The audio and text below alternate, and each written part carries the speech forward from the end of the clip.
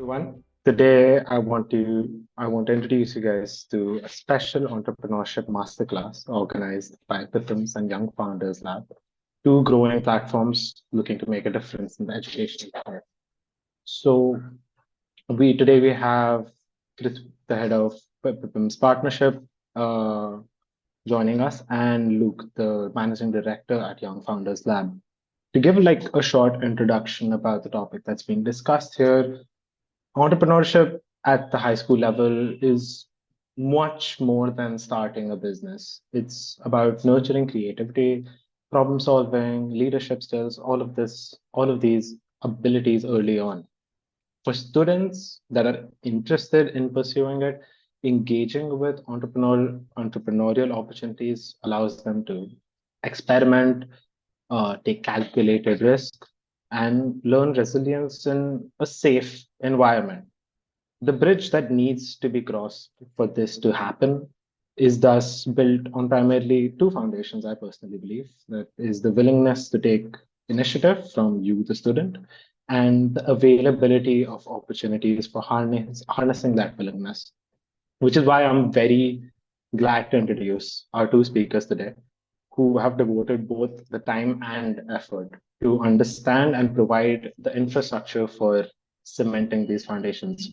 I'd like to introduce Luke Taylor. Luke is the managing director of Young Founders Lab, where he leads the operation and business development for global entrepreneurship programs designed specifically for high school students. He also serves as a commissioner on the Berkeley Peace and Justice Commission, contributing to civic dialogue on equity and social justice.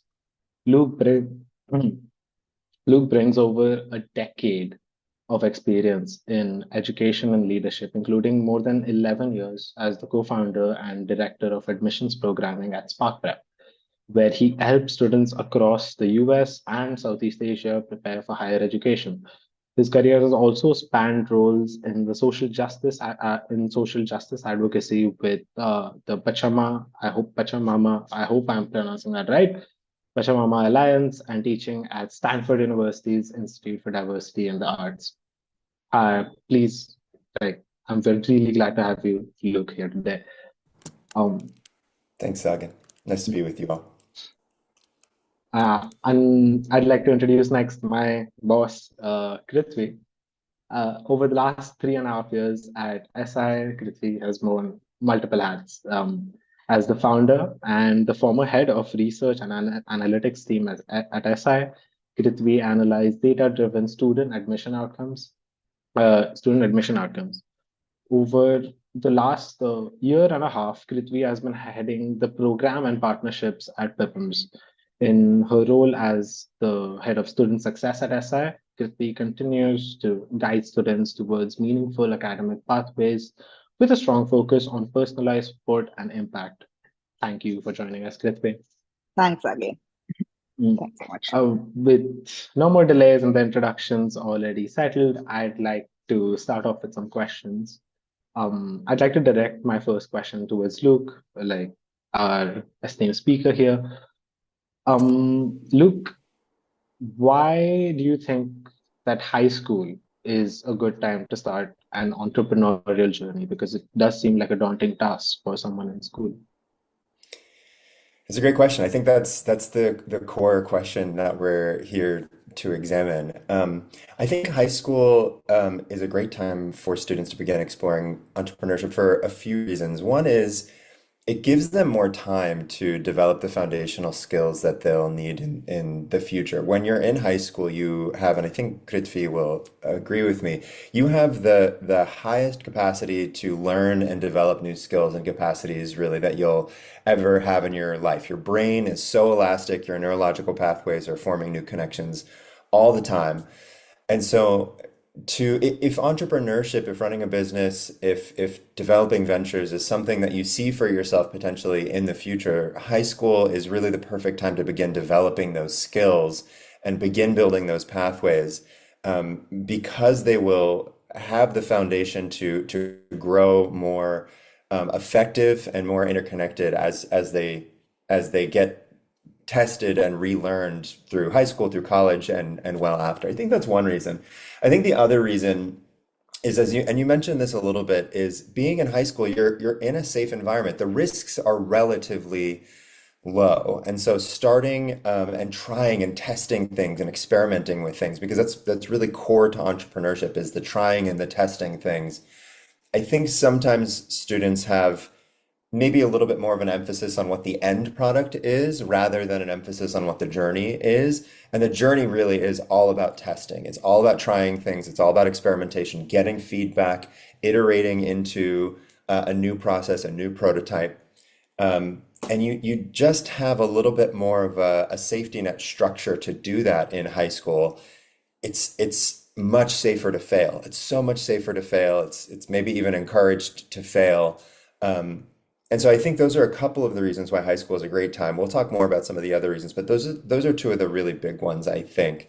And when we've worked with students who do undertake the challenge of starting their own venture, we see this. We see they feel more comfortable to take those risks because of the structure that is put in place for them, and the rapidity with which they develop those skills and capacities is just really inspiring. They learn them just so much more quickly than I think many adults learn them.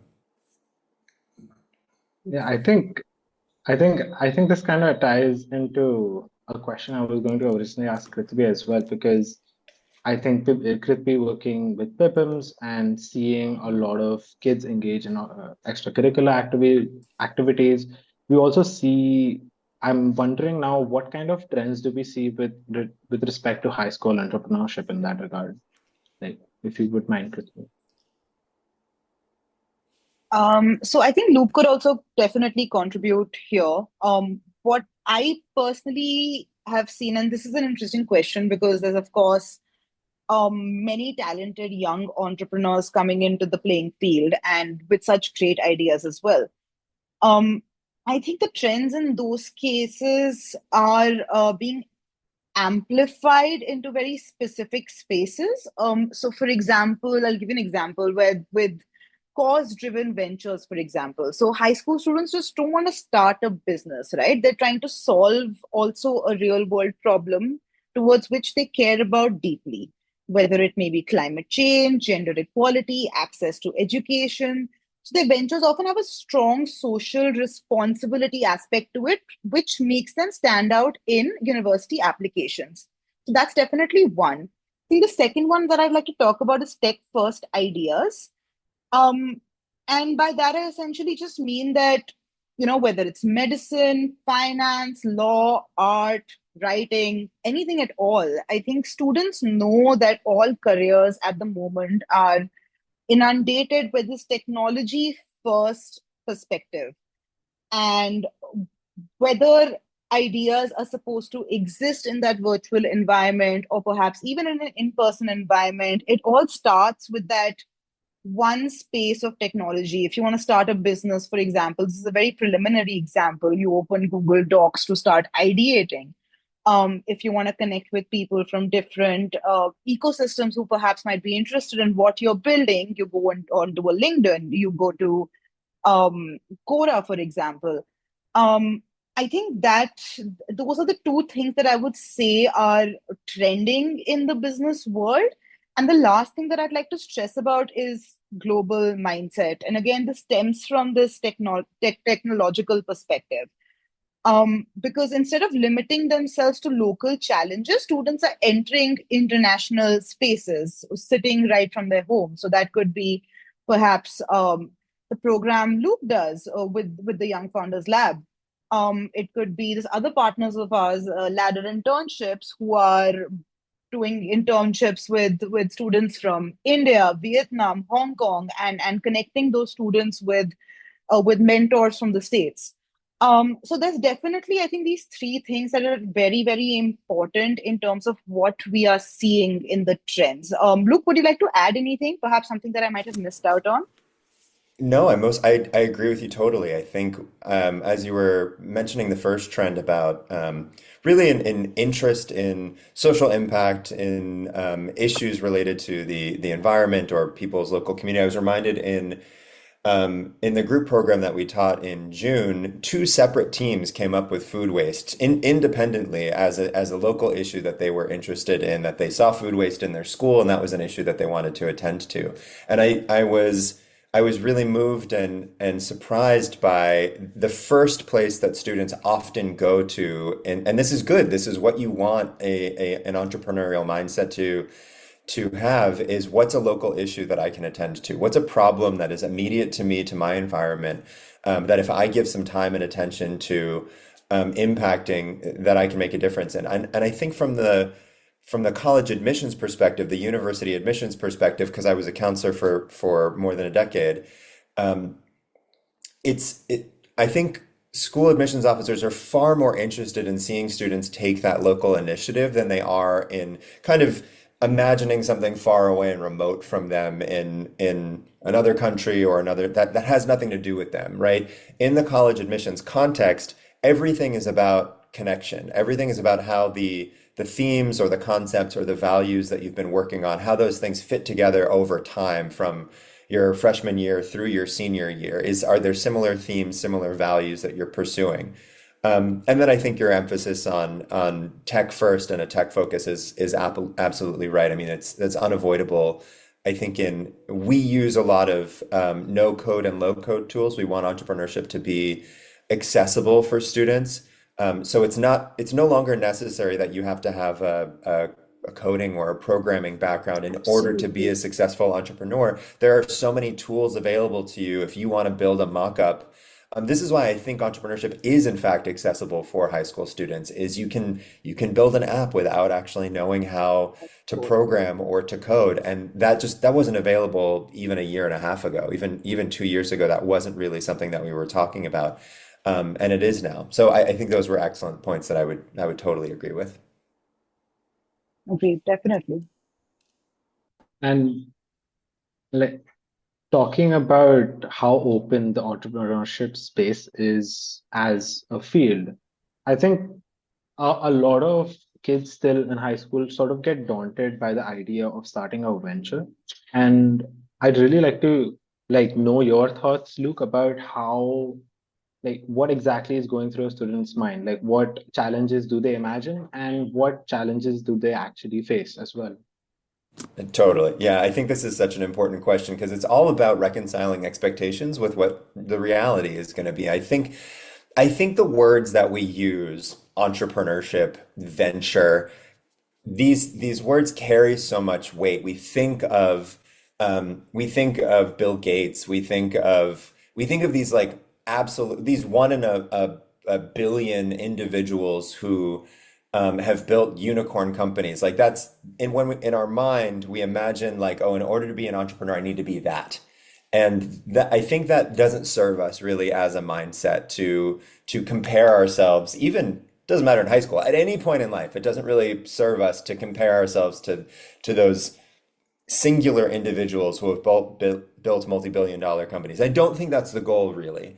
So let's shift our definition of like what is entrepreneurship? What is an enterprise? What is a business? And I think when we reframe the definition around a business is the identification of a problem that is recurring and a solution to that problem that you can deliver regularly and over time, it brings the again the accessibility of what a business is or an entrepreneur an enterprise is, I think, down to kind of ground level. Because then, as we were just saying, then you can look around you and see, well, what are the problems that my community is facing? And my community can mean anything. If you're in a sports team, that's a community. If you're on a robotics team, that's a community. If you're in a science club, that's a community. If you're a part of a religious organization, that's a community. We're a part of multiple different communities, each of whom experience different frictions and challenges and problems that when we really dial in and investigate, we can see tangible things that are troubling them. And then we can design a solution around those recurring problems, and that's a business. That's an enterprise. It doesn't need to be more complicated than that. then you can look about scale. Okay, great. Now I've built a prototype in this one community. Are there other communities who share it similarly? Do I need to make a small adjustment? Do I need to make a change in order to scale? So I think one of the first things that we need to do is just reorient students to what entrepreneurship is and kind of bring it down to earth a little bit so that it is not just something that these giants and titans of industry have access to, but literally anybody who is delivering a solution to a problem in a recurring method can be called an entrepreneur. And I think that can be a little bit more of a helpful frame. Does that make sense? Yeah, 100%. And if Kritvi would like to add to it, that'd be great because speaking about entrepreneurship like this, it also sort of like brings me to think about the sort of skills that a lot of students imagine. Like imagine or they perceive entrepreneurship to be this, very intricate and, you know, complicated process. And they're just like, no, I don't have the skills for it. I don't know how to even get into it. Right, And I think like literally I'd love if we could talk about what, in more like sort right, of elaborate about what these skills actually core skills are. right. So here I'd like to borrow from Luke's perspective because I think what Luke said really speaks to me about the fact that entrepreneurship can sound so big and scary. When you think of entrepreneurship, you think of these big guys in black suits running, talking numbers. It can seem really scary and really daunting. But again, if you think about it, it's essentially you identify a problem and then you try to solve that problem, right? And anyone who is doing that could be called an entrepreneur. So, Sagina, I'm just going to twist your question a bit. And I'm not going to say that perhaps students need skills to go on an entrepreneurial journey. Let's not say that. I think there's a kind of perspective that needs to be brought in these cases. And the kind of perspectives the students can bring in order to flourish within the entrepreneurship space, I think definitely one would be the digital literacy and AI literacy bit, like I spoke about earlier. Again, it doesn't have to be big. It's as simple as being like, "Hey, ChatGPT, can you write me a code for this?" Right? Essentially, your idea is what sells, um, not perhaps the how it looks or how it essentially feels. You begin with an idea and then you scale. Once you have the funds, you can then invest in the technology, you can invest in different bits. um, but just to be able to understand that communities right now live online, I think one of the very important things is digital fluency and AI literacy. Again, no coding necessary, just to be able to understand the ecosystem. I think the second most important thing for me personally would be interdisciplinary problem solving. And for those of you who don't know, it is essentially bringing two or more different academic perspectives into understanding a problem and then bringing those solutions out. So, for example, the best ventures that I feel are perhaps biology and tech. Biotechnology is a field that's really interesting. It could be design and economics, understanding how urban spaces are built. It could be linguistics and CS, trying to understand how, sorry, okay, I'm back now. Trying to understand how many different, how many verbs occur in a particular sentence, right? Trying to understand different languages. So, it's very important, and that's why I think PIPPAMS also comes into the Indian education landscape because in high school, I think we all taught to be very strict with our subjects and uh, get good grades, which is of course very very important. But to live in this global ecosystem at the end of the day, if you want to go to the best universities, if you want to learn from the best, I think it's very important to also understand that problems don't exist in a single echo chamber. It's not a problem that perhaps if I want to start a math business, right, that I'll only be using math to solve those problems. It could be a bunch of different things. It could be econometrics, for example, right? So that's definitely important to see, to realize the value of interdisciplinary problem solving approaches. And I think that's where PIPPAMS again comes in. You're not directly matched with a single particular subject. All the activities that we have on there come from different perspectives. You could be doing sustainability and business, you could be doing climate change and entrepreneurship. There's just so much happening. And also looking at things from an interdisciplinary lens is important because it gives you your niche, right? It gives you what exactly you're interested in. And that's what universities are interested in at the end of the day. It's not I get 100% in math. It's I love math because I love Euler, for example. I don't know. Um, yeah, so that's pretty much it. That's actually a great take on the whole. I think it really accents what Luke was saying. And um speaking of Luke here, I'm actually quite interested also to know hearing your unique perspectives on entrepreneurship and how it should function. I'm sure everyone here would also be quite interested in knowing how exactly does Young Founders Lab integrate the stuff you're talking about into, their programs and how they sort of connect with students and guide them and nurture them.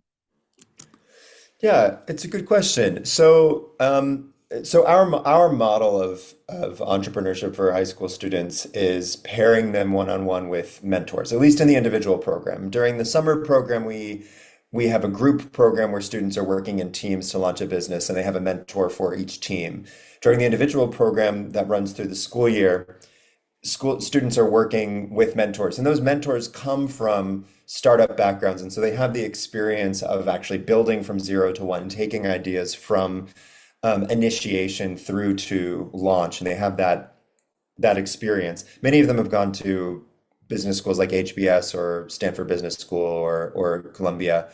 Um, but the model is mentorship primarily because when you have that high touch experience, you can keep the student focused, right? Because it's so easy again to get caught up in these very kind of grandiose ideas or even the finish line. And actually where entrepreneurship happens is in the details.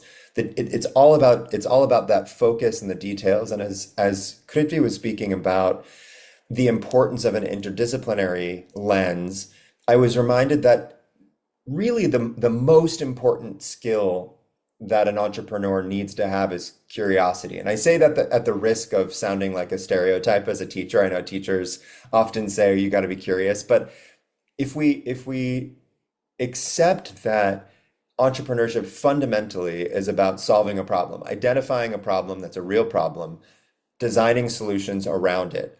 In order to do that effectively, you have to be a little bit obsessive about learning about your topic and about developing incredible fluency in the area that you're working on. Otherwise you're kind of working in the dark. You're kind of building in the dark and designing something that maybe doesn't actually have a market. Maybe there actually isn't a real need there. So I think for me, when we're working with students, we're trying to tease out that curiosity, trying to feed that curiosity and develop it, because that's going to be the thing that kind of carries them throughout the process. When they're learning other skills like market research, when they're developing their marketing plan, when they're actually building their MVP, at the foundation of it is going to need to be this deep commitment, this love, this interest, this kind of obsession with the area, with the topic that they're working on. Otherwise, it can just be too abstract, right? If the goal is just to build a business because I want to build a business because people who run businesses are interesting, it doesn't have staying power. That's not a motivation that's going to last for a very long time.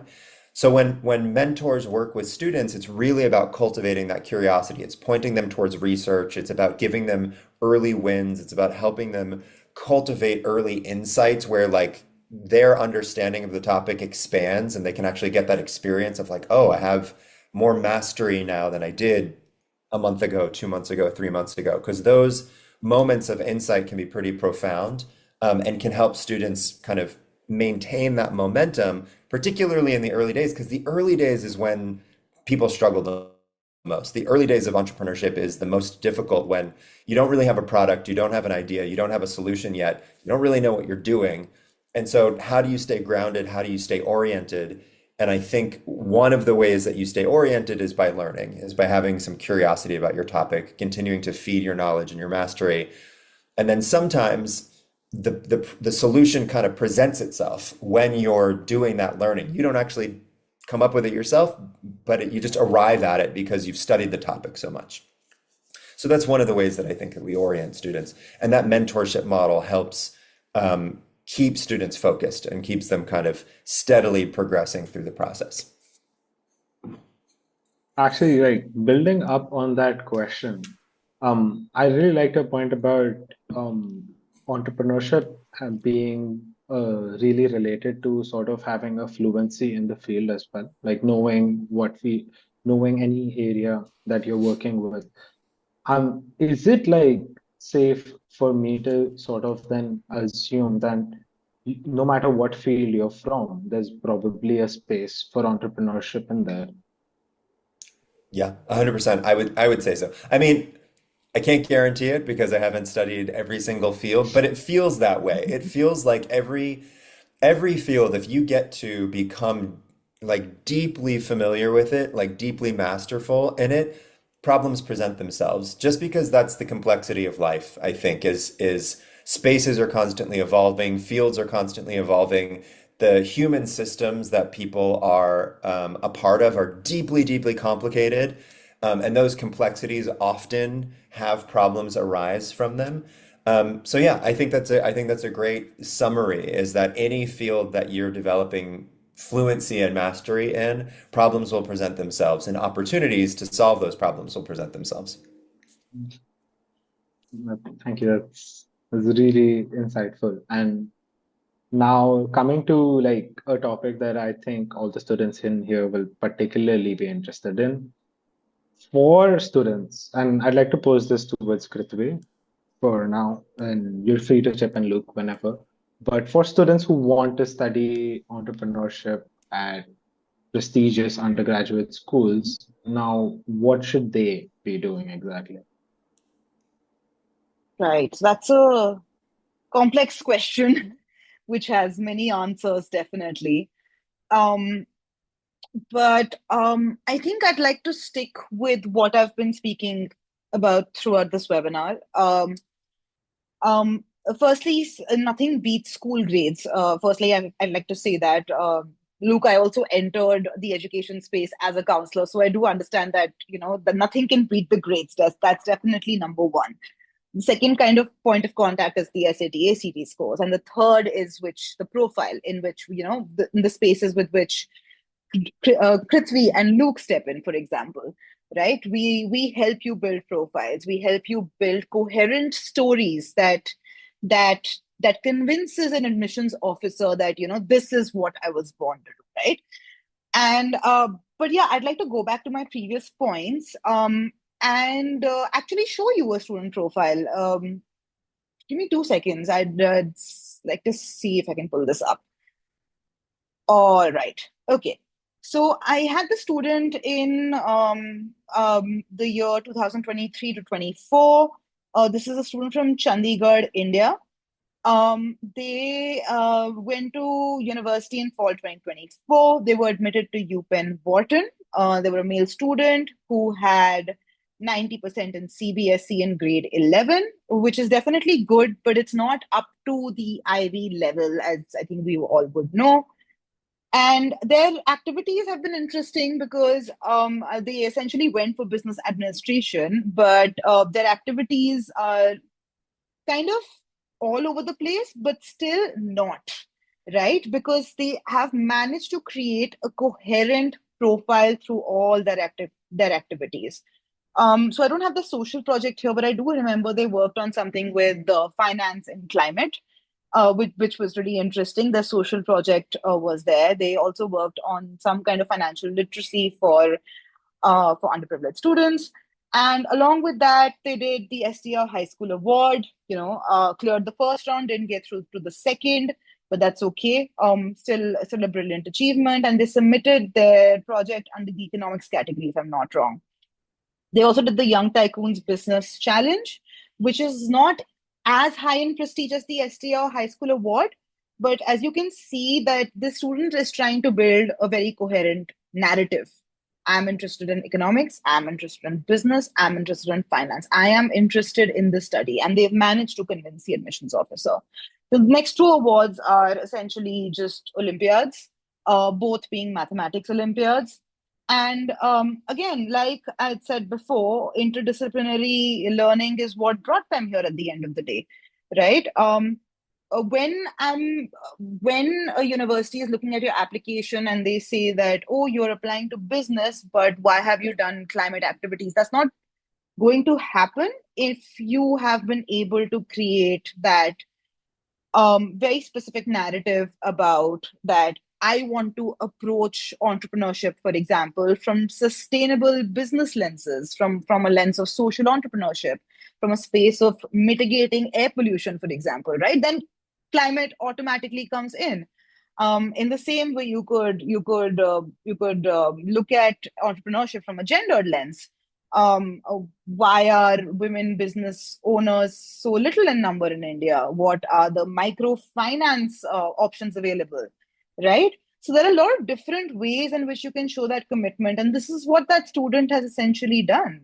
He said that I'm interested in entrepreneurship. I'm interested in employing a social lens, and these are the problems I think that are erupting from this perspective, and that's why Wharton was convinced to take them in.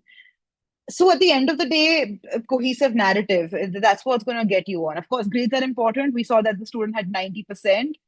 It's absolutely great and still not enough for a UPenn, but I think the profile really, really helped in this regard. The profile really, really helped in convincing the admissions officer that, this is what I'm born to do and this is what I want to do.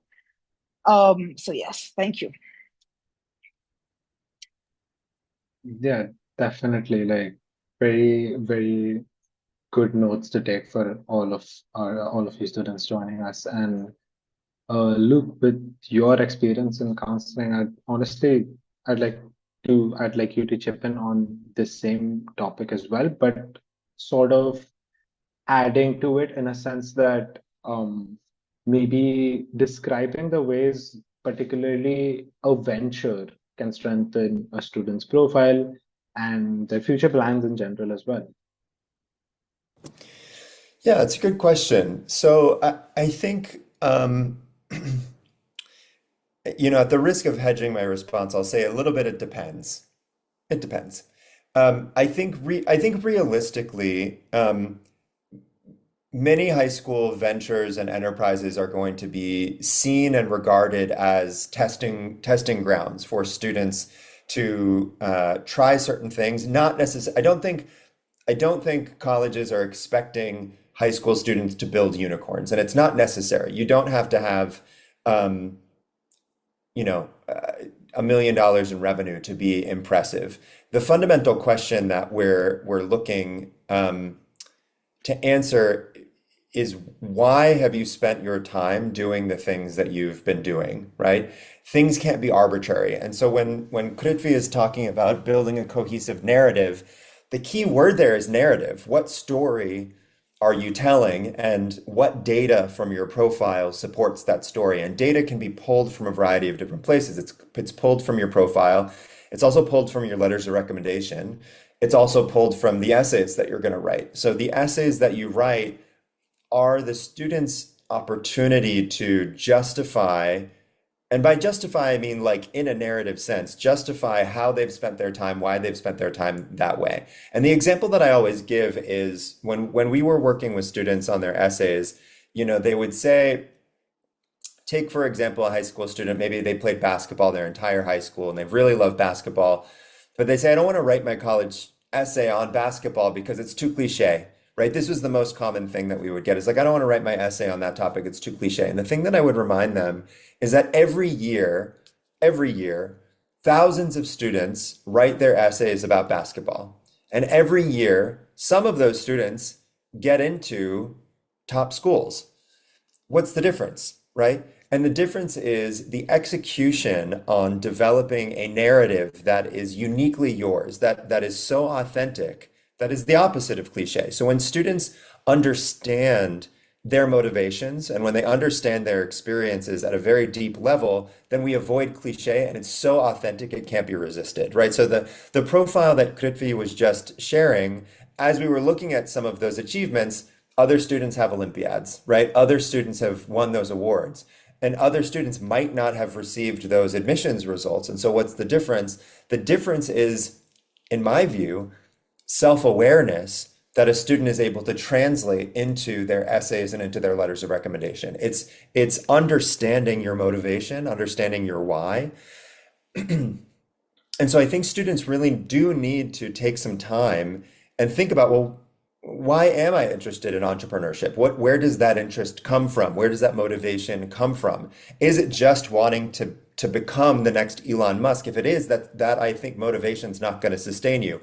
If the motivation comes from wanting to help and solve a problem that you're really passionate about, then we have something that's authentically yours. It's not about becoming someone else. It's about becoming you in a deeper, more profound way, using your time to influence the world in a concrete and material way. That takes time, I think, for students to really understand and be able to articulate their values. So I love that Kritvi shared with us a profile, because when you look at that profile, you actually can't see the student per se, but the student was able to tell a compelling story using that context. And that's the important thing, is what story are you telling? And often that has to do with, well, not often, I think always when it's successful, it has to do with you knowing what your values and motivations are to a pretty deep level, and understanding how those values and motivations are connected through each of the experiences, moments, programs, initiatives that you've undertaken through high school. So my view as a teacher is everybody should be a storyteller, and I think everybody should learn to tell their story. Unfortunately, I think in high school we don't really learn that style of writing. So like I really encourage students to learn a more expressive, expository style of writing rather than the academic kind of like 5 paragraph thesis and example essay. Incredibly important to know how to write in that style. But the personal essays and the supplementary essays that students are going to write for their college applications, totally different style of writing. It's much more expressive, it's much more personal. And I think students should spend some time and I think most students who are on this call are thinking about entrepreneurship in the context of their college applications, their university applications, then they're going to need to know how to articulate those things clearly. That's going to happen through writing. I'll just say as an aside, don't rely on AI to do the writing for you. Increasingly, colleges and universities can tell, and adults can just tell. We just know. We know when high school students haven't written in their own voice. We've read so many hundreds and thousands of essays. We just know when a high school student hasn't done the writing themselves. So don't rely on, even though we're saying digital first and AI first and tech first, leave that for the entrepreneurship and for the other ways that you navigate the world. Don't use it for your essays. Write in your own style, write in your own voice. That does mean, developing those writing skills as well. Sorry, there was a little bit of a long-winded answer, but I'm passionate about this particular issue. So thank you for giving my long answer. No, it's definitely very much appreciated. Actually, I think a lot of what you said actually doubles as really solid life advice as well. So, but yeah, for the last question from my end, after this, we'll be taking some questions from students who have sent their questions. I'll direct this towards Kritvi. I think the students would also we've had like a little exposure on how Young Founders Lab works with its students. I think it'd be great for you to elaborate on how PIPPAMS help students discover activities that align with their interests and enhance their college applications. Thanks again. Firstly, Luke, thank you for that answer. I think that really compels all of us to think about. So, firstly, when you said narrative, I think that was really interesting because, and the part about writing your own story. It's a very famous quote by an Indian filmmaker who makes films in the US for Indians, though. I don't remember the exact quote, but it's something along the lines of that, you need to tell your own stories. And I think there's something really powerful about that because that then shows your interest. I personally, when I'm using AI to write, I usually hate it. And I'm like, this does not speak my perspective and my voice. And then I end up writing the entire thing myself. I think that's what separates, right, from that, from people who want to just use fluff and versus the people who really want to tell their story and be like, this is what I have done. And I feel so strongly about it that I'm not going to let an AI write it for me. So I think that's really powerful. But again, coming back to the cohesive bit, how academic stories need to be cohesive in a way. I think PIPPAMS really understands that problem really well, and I think we're just going to show you guys how that happens. So for example, by the way, if anyone wants to sign on, they can just come here, sign in through Google, and we also have a free version of it with some limited functionalities. If you pay, you can get something else as well. But essentially, this is the platform. You come here, you fill in a bit of biodata information about yourself. This is because some activities have really strict eligibility restrictions.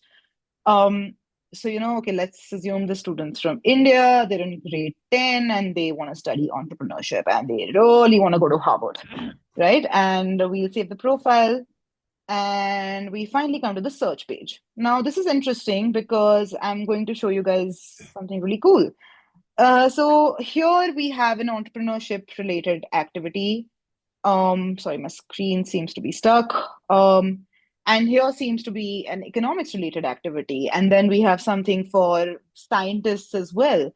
Now, again, why are we saying this? Why are we saying that an entrepreneurship student needs to do something in STEM, needs to do something in economics? That's because we have gone through these activities and we feel that they support some sort of interdisciplinary learnings. They support some sort of interdisciplinary inquiries. And when that happens, we want students from different subjects to come and do these.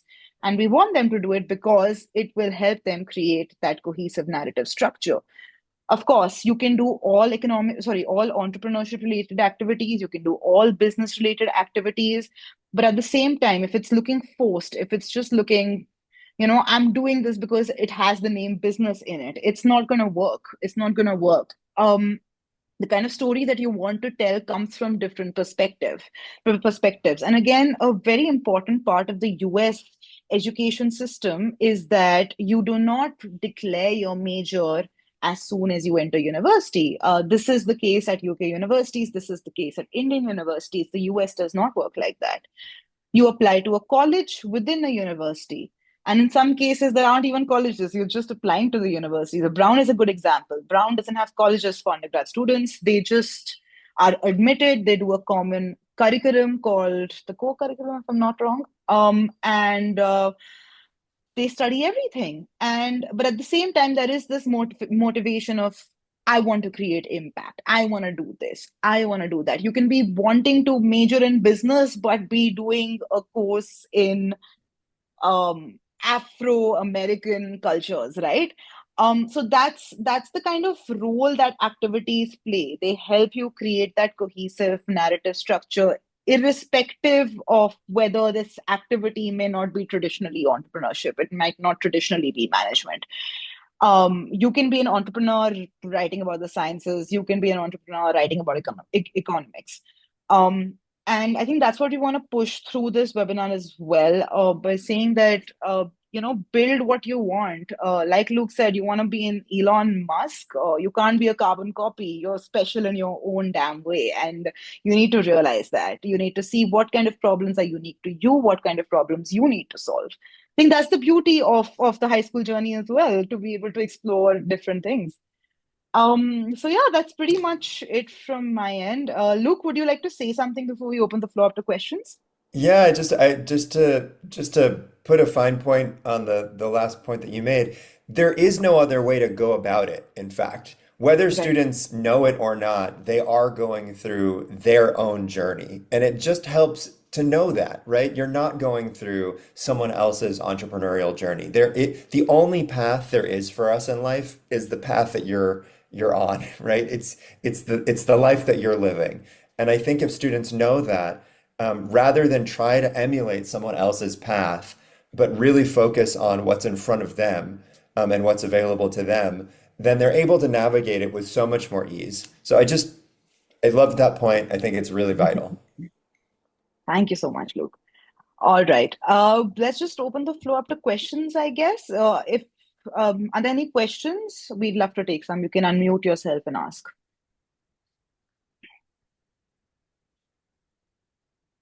So thank you very much for this webinar. I was wondering if you had to, because it's kind of hard to start a venture and entrepreneurship. So to whom should we look to, like, who could help us around us, like, to guide us? Luke, you want to take that one? I think you guys are pretty skilled in helping students start off. Sure.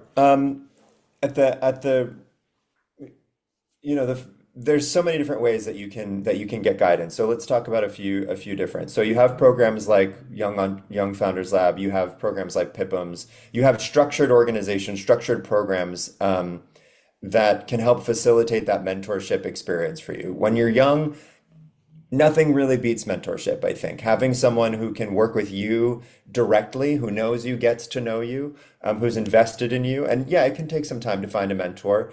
Applying to YFL, applying to PIPPAMS can help streamline that process. If you're in high school, looking to hire students who are older than you, whether those are students who have recently graduated, because you can have different mentors for different things in your life. You don't have to have just like one mentor and have them be the only thing that you're working on. Teachers are mentors for you. Your parents are mentors for you. Older students are mentors for you. So I think looking in your immediate environment for who can support you. And if you feel like really there isn't someone who can mentor you in the way that you want to be mentored, then I would apply for a program, because those programs can really kind of like open the doorway to a network that you don't necessarily have access to. When YFL students meet with their mentors make a lot of introductions for them. And so there's a whole universe and network of people that's suddenly accessible to them. I think in the context, and I'm so glad that we've only talked about AI a little bit, because I think sometimes we talk about AI a little bit too much these days. But I will say that asking AI for like tips and questions, when you learn how to generate very, very concise and specific prompts, AI can really point you in the right direction. So sometimes I'm not saying that AI can be your mentor. I don't know, maybe it could. Maybe that's an interesting project for someone to work on, building AI, mentor agents.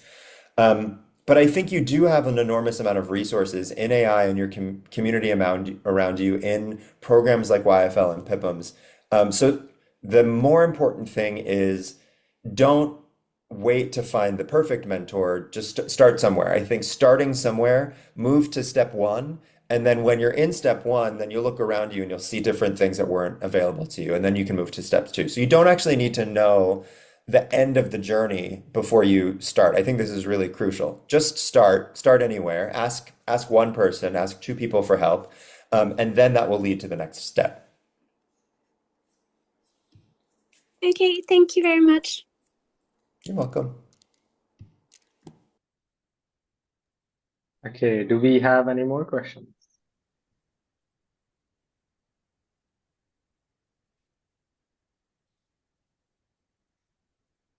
Uh, Okay, so again, I think we received a couple of questions while students were registering. Maybe you want to ask us one or two of those? yeah, sure. We had some questions come in from students through the form itself, and I'd like to ask like the speakers here some of them. We had a question from, and I'm sorry if I'm butchering the name, Maimuna, from African Leadership Academy. She's in grade 12. She asked like how to earn enough credibility as a high school student in order to get funding for startup ideas. Like if any of you would like to chip in into that. Yeah, I can Okay, yeah. I can go briefly. I I think the first thing is start small. Just start. Credibility is something that you build slowly, right? You build slowly through incremental wins, right? You don't build credibility overnight. You go from zero credibility to all the credibility. So the first thing is to build slowly, build intentionally, making sure that you're making very considered, thoughtful, intentional decisions, trying things. And then when you build up those wins, you build up those successes, and they accumulate. Then you have something to show for your work. That's your credibility, right? Your credibility is your early successes. Does your product have traction? Does it have users? Do you have revenue to share? Do you have any major improvements to the product that you've made that you've like launched or iterated? So I think, thinking about investment and funding mostly is like too early. I think students think about, or any entrepreneur really think about funding and investment a little bit too early. The real question is, the solution that you're designing around your problem, does it have traction? Is there a market for it? You have to answer that question first. If there's not a market for the problem that you're solving and the solution that you've developed, then there's no credibility that you can develop because there's no market for it.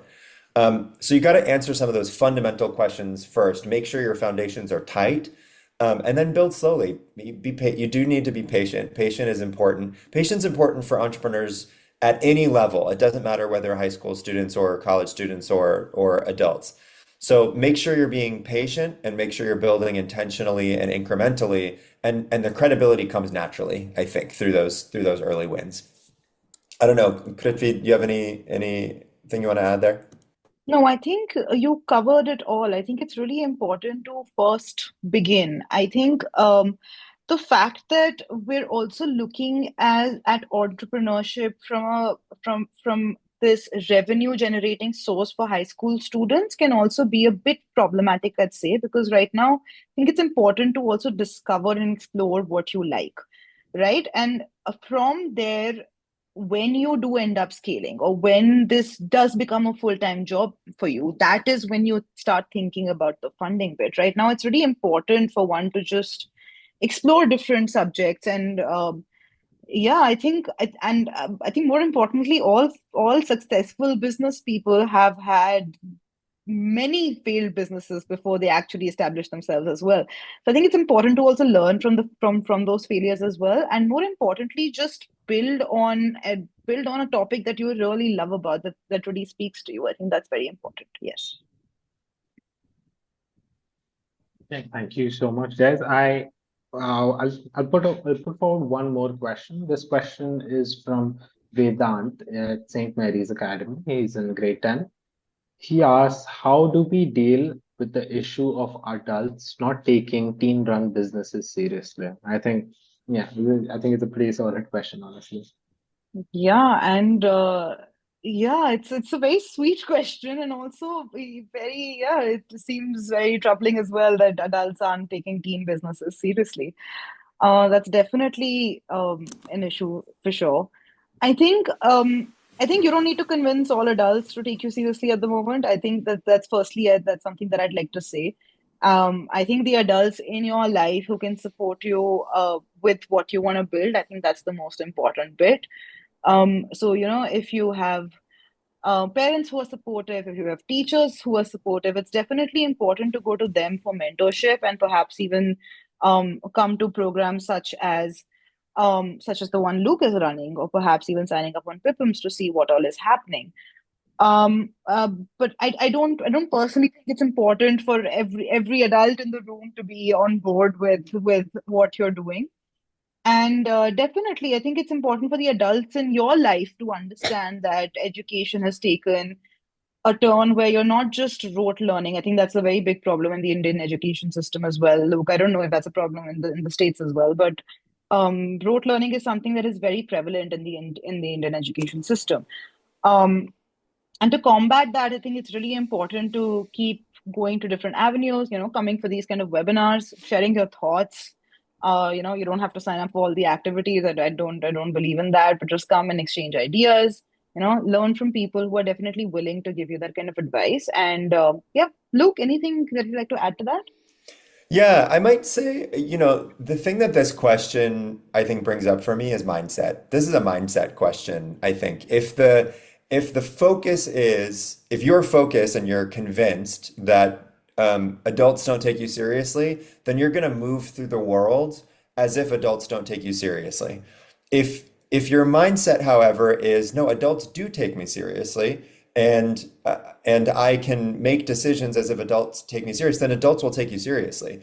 It is okay actually if some adults don't take you seriously, because in the context of entrepreneurship, all it takes really is one yes to lead to another yes. You don't need all adults to take you seriously. You just need one, and then you need the second. So I think I would encourage that student just to think about how can you shift your mindset a little bit so that you see the world as one where there are opportunities for you, for adults to take you seriously, rather than a world where you're kind of always pushing up against a wall and, I can't overcome this wall because I'm young and I'm a student and I don't have any power and adults have all the power. I don't think that mindset is going to serve you.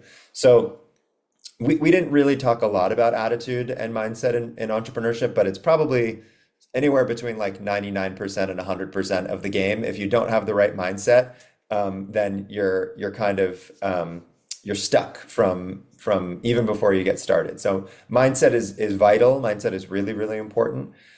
So yeah, be careful of the stories that you're telling yourself about the way the world works and about the environment that you find yourself in and what's possible for you. If you've defined the world as things aren't possible for me, that's going to be your reality. If you define the world as there are possibilities and there are opportunities and I just need to find them, that's going to be your reality. I think that's such a great lesson for all of us, Luke, not just high school students, definitely. Find your crowd and go for it. And I need to Definitely. remind myself of this all the time. This is a good reminder for me. It's something that we Definitely. constantly need to return to. Definitely. All right, guys. Thank you so, so much. I think our time is up. Luke has dropped in his email address, and I'm dropping in mine as well in case you guys ever have questions or any confusions going forward. Definitely drop us a line, and we surely get back to you. And thank you so, so much for joining us. This was Thank you absolutely so much for great. hosting. Yeah, this is Yeah. great. Thank you so much. All Thank right. you, Thank you. Sagan.